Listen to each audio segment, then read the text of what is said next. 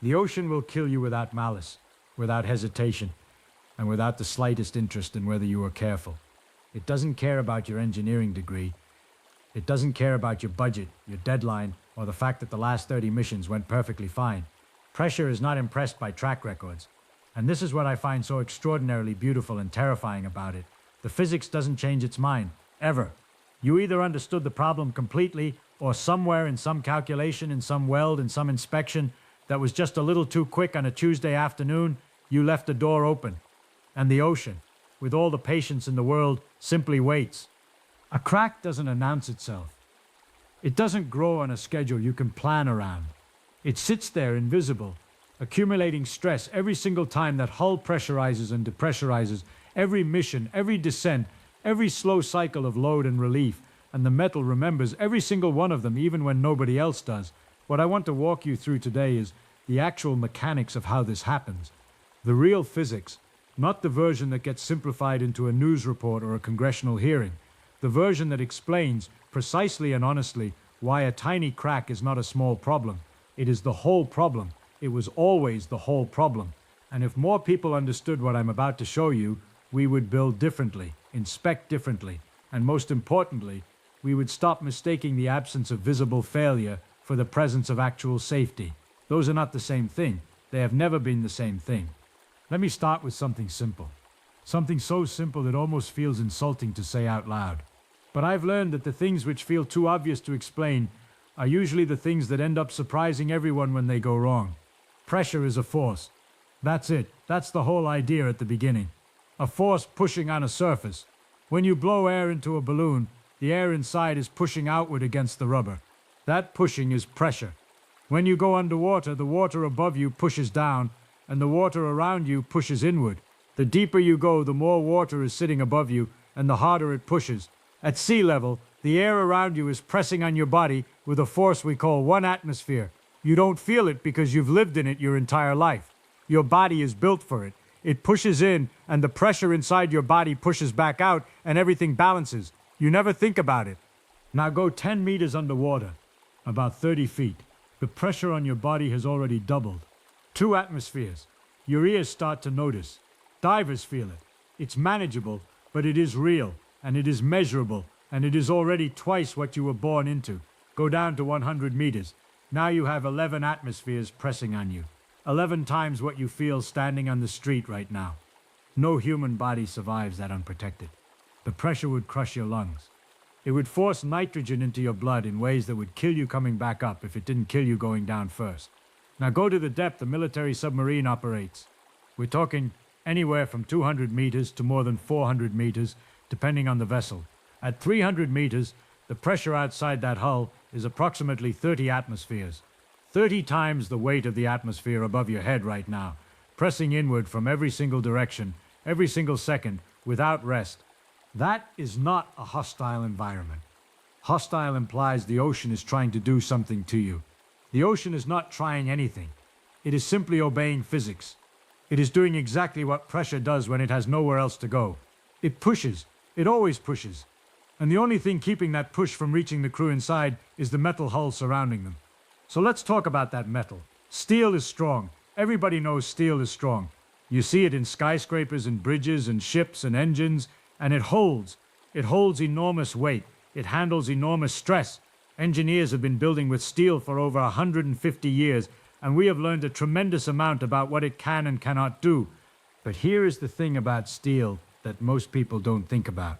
Steel is not perfect. Not because the engineers are bad at their jobs, not because the manufacturers are careless, but because perfection in materials is not something that exists in the physical world. It is a concept. It is a target. And every real piece of metal that has ever been rolled or cast or welded together in the history of manufacturing has had imperfections in it. Tiny ones, usually invisible ones. But they are there. These imperfections have a name. Engineers call them defects or flaws. Some of them are voids, tiny pockets where the metal didn't quite fill in during manufacturing. Some of them are inclusions, small bits of foreign material trapped inside the steel during the melting process. And some of them are cracks, small, thin separations in the material that start at a microscopic level and sit there waiting, Now, in normal life, none of this matters much. A tiny flaw in a steel beam holding up a building is not going to cause any problem. The loads on that beam are well within what even imperfect steel can handle. Engineers build in safety margins. They design structures to carry far more than they're ever expected to carry. The flaw sits there and does nothing, and nobody is any worse off. But a submarine is not a building, and the ocean is not a static load. Here is where I need you to really pay attention, because this is where the physics becomes interesting and where most explanations stop too early. When a submarine dives, the pressure outside the hull increases.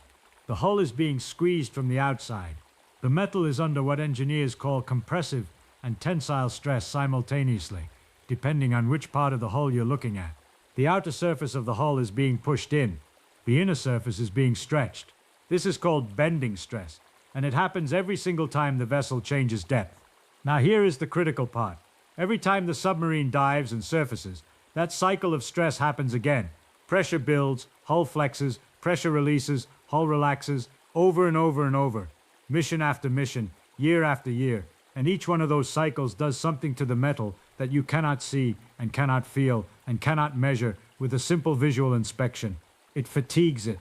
Metal fatigue is one of the most important concepts in all of engineering, and it is one of the least understood by the general public. The idea is this. You can take a metal rod and apply a stress to it that is well below the level that would break it instantly. Nothing happens. You remove the stress. Nothing happened. You apply it again. Still nothing. You do this 1,000 times. Still nothing visible. But inside the metal, at the microscopic level, something is happening. Tiny dislocations in the crystal structure of the metal are accumulating. Small, invisible damage is building up with every single cycle, and then, at some point, that invisible damage reaches a threshold. A microscopic crack forms. It might be almost impossible to detect, even with equipment, and now everything changes. Because a crack changes how stress moves through a material. This is the part that I find genuinely remarkable, and that most people have never been told. When you have a smooth, uncracked piece of metal under stress, that stress distributes itself more or less evenly through the material. The load spreads out, the metal handles it together as a whole. But when there is a crack, the stress cannot spread across the gap. It has to go around it. And the way stress flows around a cracked tip concentrates it enormously at that one point. Imagine water flowing through a wide river. It moves calmly, spread across the full width. Now narrow that river down to a tiny channel. The same amount of water has to go through a much smaller space, and it moves much faster and with much more force. That is what happens to stress at the tip of a crack. The concentration of stress at a cracked tip is not a little bit higher than the surrounding material. It is not twice as high or even 10 times as high. In sharp cracks under significant loads, the stress concentration can be hundreds of times greater than the average stress in the rest of the material. The metal at the very tip of that crack is experiencing a completely different world than the metal an inch away, and under that concentrated stress, the crack grows. Not slowly, not gradually, in a way you could track and plan around. Under the right conditions, a crack in pressurized metal can propagate faster than the speed of sound in that material. It runs, it tears, the whole thing happens in a fraction of a second, and by the time any sensor registers anything unusual, the structural integrity of the hull is already gone. This process has a formal name in engineering. It is called fracture mechanics. And the study of fracture mechanics was not born in a laboratory out of pure curiosity. It was born out of disasters, out of ships that broke apart in calm water, out of aircraft that fell out of clear skies, out of structures that failed at loads. They should have handled easily, because invisible cracks had been quietly growing inside them for months or years before anyone knew they were there. I want to tell you about one of those disasters, because it changed how engineers think about metal forever. In the 1940s, the United States built a fleet of cargo ships called Liberty ships. They were built fast, which was necessary because the war needed them urgently.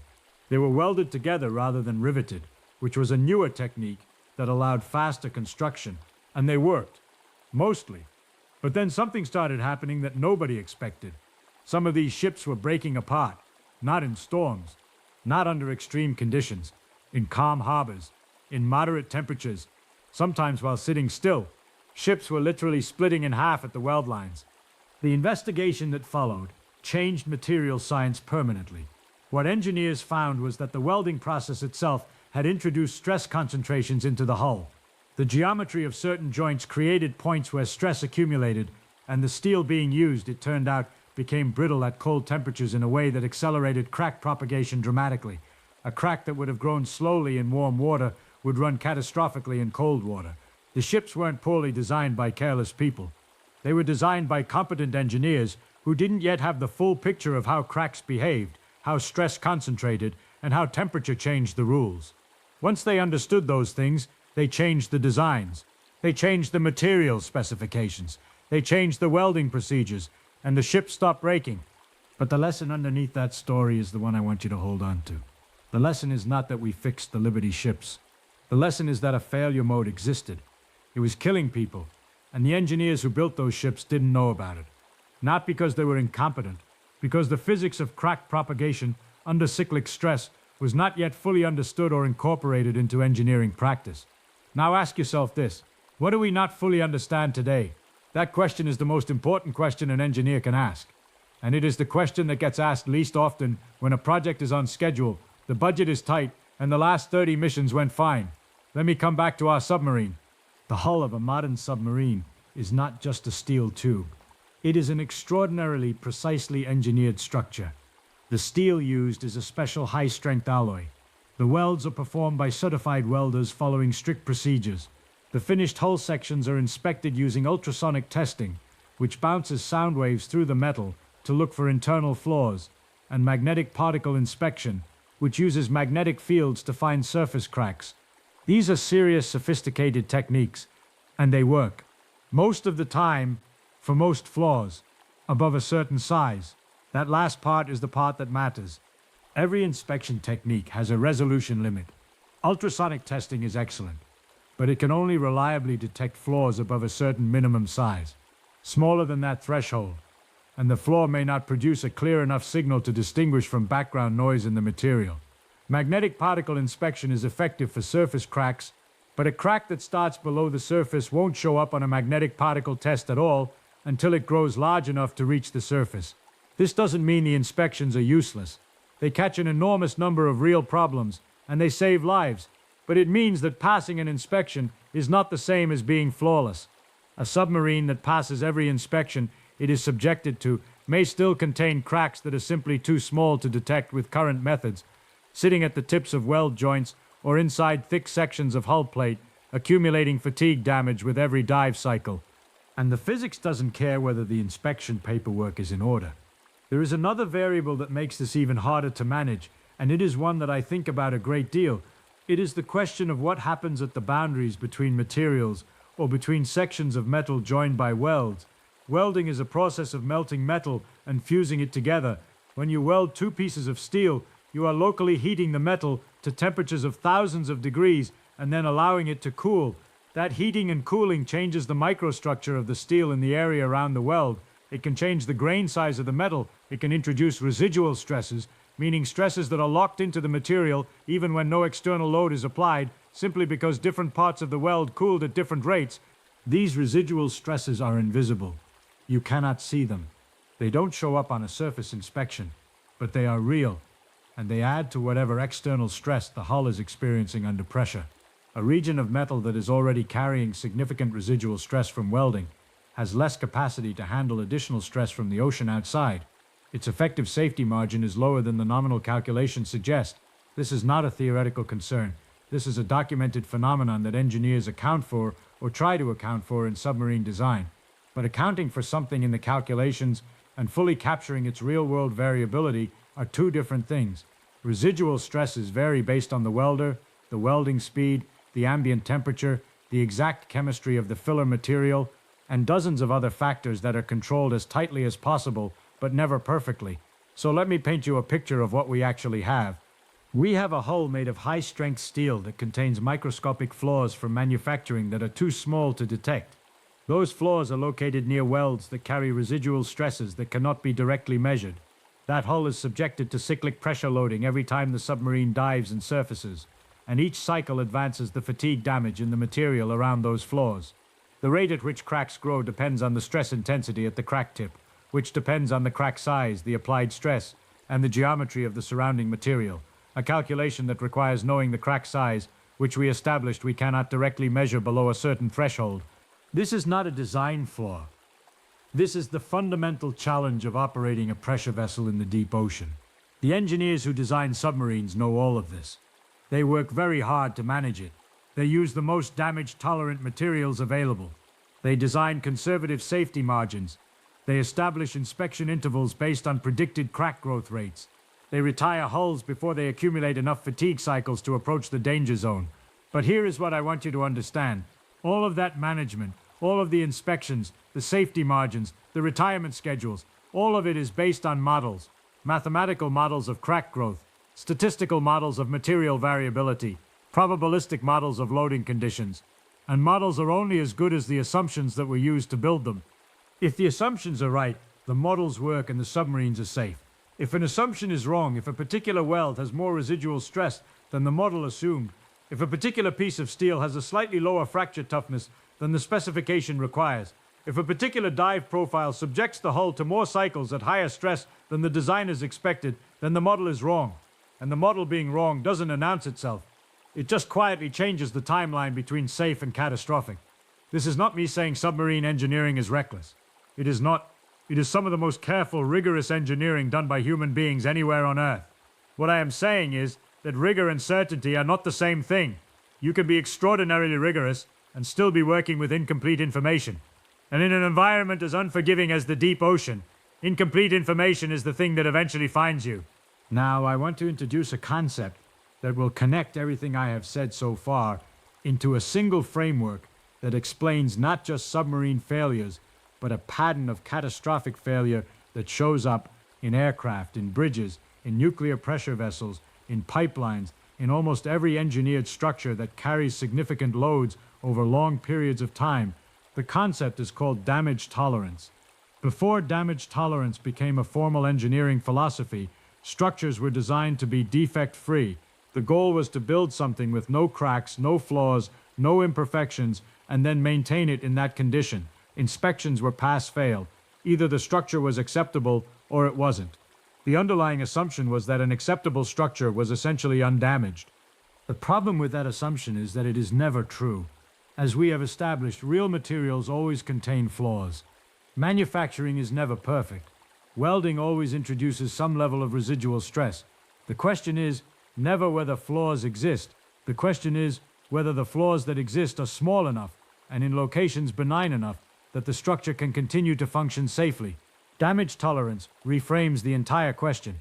Instead of asking whether a structure is perfect, it asks, given that this structure contains flaws, how large can those flaws grow before they become critical?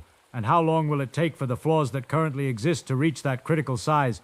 The inspection interval is then set to ensure that flaws are detected and addressed before they reach critical size, with a margin of safety built in. This is a much more honest framework. It accepts the reality of material imperfection and works with it rather than pretending it away. And it has made aircraft dramatically safer since it was adopted by the aviation industry in the 1970s, following a series of catastrophic fuselage failures. But damage tolerance is only as effective as the accuracy of the crack growth models it relies on and the reliability of the inspections used to measure actual flaw sizes. And this is where the submarine problem becomes particularly hard. Aircraft can be inspected in hangars, panels can be removed, internal structures can be accessed with borescopes and ultrasonic probes. The inspection is thorough, and it can be made very thorough because the structure is accessible. A submarine hull, particularly the outer pressure hull, is not fully accessible for inspection without an extensive dry dock operation.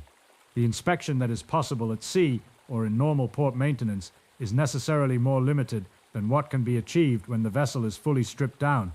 And submarine schedules, like all military schedules, exist under pressure, not just physical pressure from the ocean, but operational pressure, budget pressure, schedule pressure, all of which push against the time and resources available for deep inspection. I am not accusing anyone of cutting corners. I am describing the environment in which decisions get made.